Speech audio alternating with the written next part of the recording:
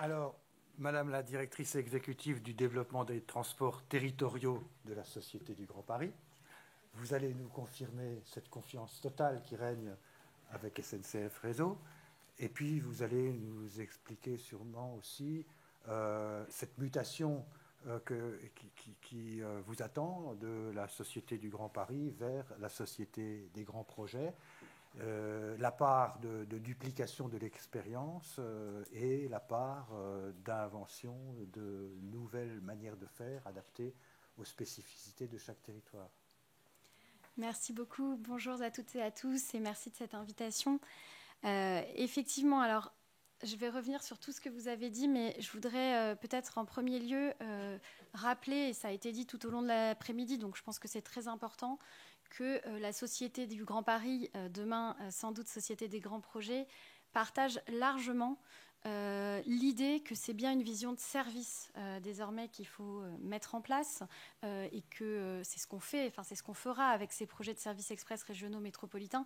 C'est extrêmement important parce que c'est cette vision de service qui permet de regarder les projets justement comme des projets et donc de les regarder dans une vision globale et non pas dans chacune des composantes qui constituent évidemment ces projets.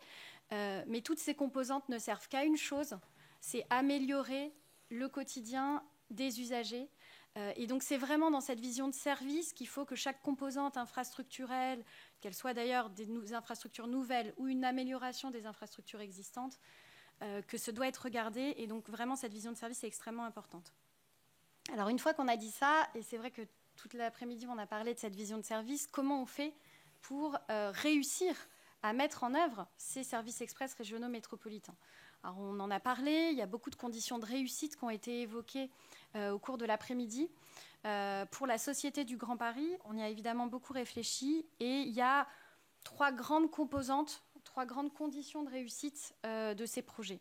Ça va recouper évidemment des choses qu'on s'est dites, mais j'essaierai d'entrer un petit peu dans le détail de ce qui va nous incomber, évidemment aux côtés d'SNCF Réseau. Alors la première condition de réussite du déploiement de ces services express régionaux métropolitains, pour nous, c'est regrouper, coordonner autour d'un projet local. On l'a beaucoup dit, mais c'est extrêmement important. Cette coordination politique et opérationnelle, puisqu'on a parlé évidemment de la nécessité que tous les acteurs politiques locaux se retrouvent autour d'un projet. Et c'est bien le sens de la proposition de loi telle qu'adoptée à l'Assemblée nationale, avec cette phase de concertation où il faut que les collectivités se soient concertées pour proposer un projet de SERM à labelliser par le ministre. Cette phase de concertation entre les collectivités, elle est extrêmement importante.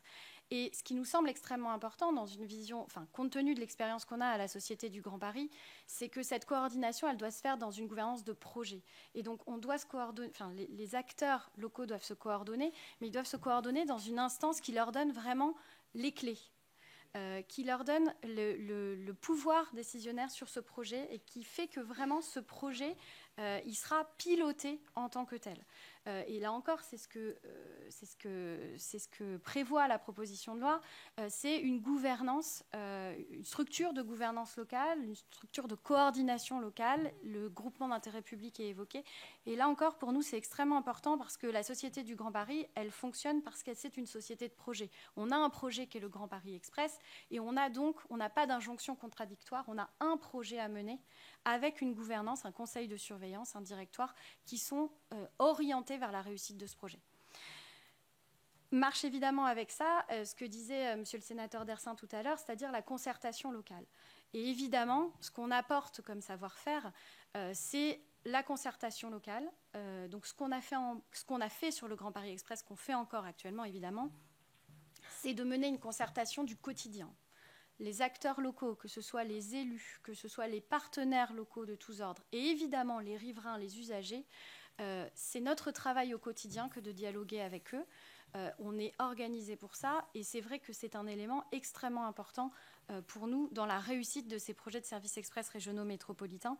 Et évidemment, dans tous les projets dans lesquels on aura vocation à intervenir, on s'y engagera aux côtés, comme l'a rappelé le sénateur Dersin, des collectivités, évidemment, et en premier lieu des régions.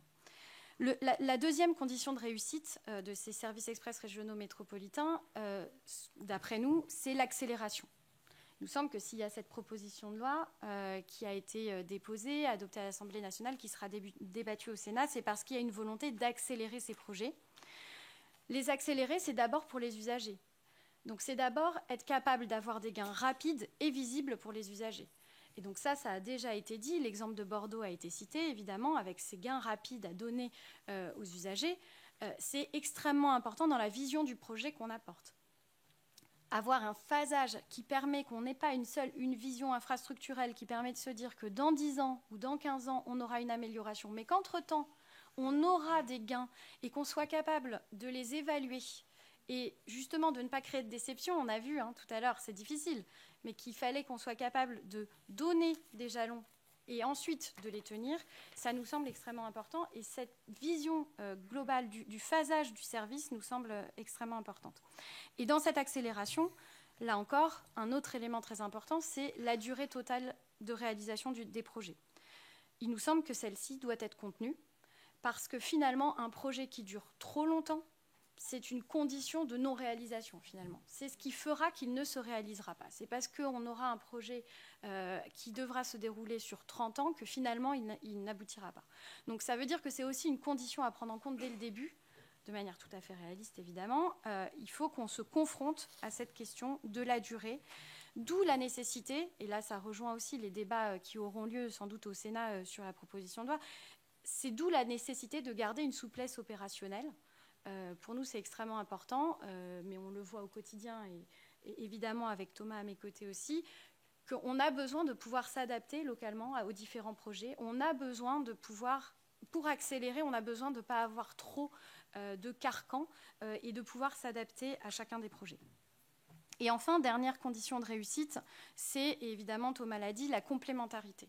Si la Société du Grand Paris, demain Société des grands projets, intervient sur des projets de services express régionaux métropolitains, d'une part, elle le fera que quand elle sera utile. Elle ne le fera pas automatiquement, elle le fera à la demande du ministre et des collectivités des territoires concernés. C'est extrêmement important parce que la Société du Grand Paris souhaite mettre à disposition des territoires son expérience, son savoir-faire, les erreurs qu'elle a faites et la manière dont elle les a résolues. Tout ça, c'est de l'expérience, un bien public qu'elle souhaite mettre à disposition des territoires.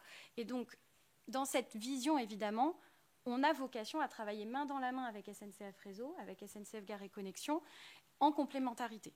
On ne sait pas tout faire, et donc, là encore, le réseau ferré national, on l'a bien vu, l'exploitation, c'est évidemment pas la Société du Grand Paris, demain Société des grands projets, qui saura faire. Et donc, on a vocation à travailler main dans la main. C'est extrêmement important pour nous, et vraiment, cette complémentarité, cette capacité en agilité à travailler ensemble, ce ne sera pas facile. Ce ne sera pas facile au quotidien sur les différents projets. On va évidemment avoir des points de discussion. On va évidemment devoir trouver à chaque fois des lignes de partage, des modalités de travail en commun. Mais c'est un souhait très important de notre part, évidemment, côté SNCF et côté SGP. Et c'est très important parce que c'est comme ça qu'on y arrivera. La coordination politique, j'en parlais au début, elle ne peut marcher que si derrière il y a une coordination opérationnelle, une coordination des maîtres d'ouvrage et notamment de la SNCF et de la SGP. Donc on y sera très attentif. Et sans ça, les projets ne se feront pas. Et donc pour conclure peut-être sur ces conditions de réussite, finalement tout ça, ça se résume à la nécessité d'avoir la vision d'un projet. On a parlé de la vision de service, mais il faut qu'on réussisse à regarder ces services express régionaux métropolitains comme des projets avec l'ensemble des composantes. Et c'est l'ensemble des composantes qui dépasse le domaine des transports, puisqu'on en a parlé. Il y a évidemment des enjeux d'urbanisme, il y a des enjeux de qualité, de confort, il y a des enjeux paysagers, il y aura des enjeux de développement économique. Il faut que cette vision globale puisse être au service de ces projets, et c'est sans doute comme ça qu'ils pourront être portés.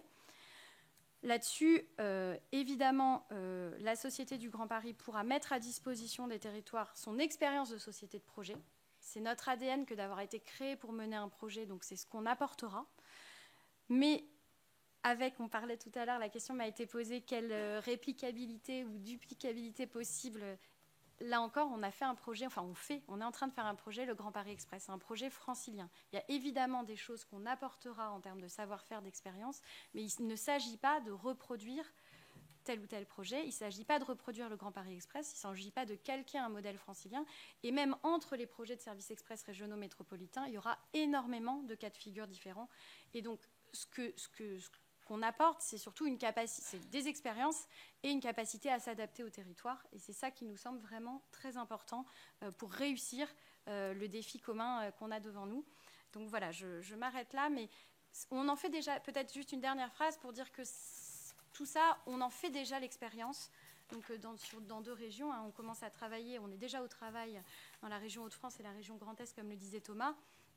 C'est extrêmement important parce que ça veut dire que tout ce qui figure dans cette proposition de loi, on le teste finalement déjà un peu sur le terrain. Et c'est important de voir, on voit que ça peut marcher et on y croit vraiment. Voilà, maintenant il va falloir qu'on passe à l'échelle.